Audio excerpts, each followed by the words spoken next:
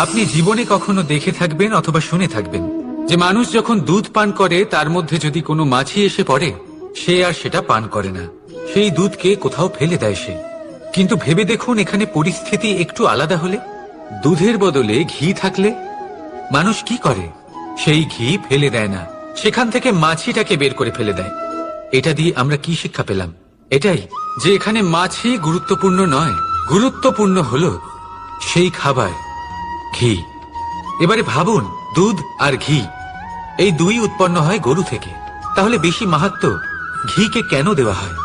তার কারণ যে যত বেশি তাপ সহ্য করে সে তত উৎকৃষ্ট হয়, সে ততটা মূল্যবান হয়, এতটাই মূল্যবান যে যদি তাতে কোনো দোষও থাকে মানুষ সেটা গ্রাহ্য করে না। তাই মনে রাখবেন, এই পুষ্টি অপুষ্টি এ শুধুই নামমাত্র, কিন্তু পরিশ্রম করা, সংঘর্ষ করা, তাপ সহ্য করা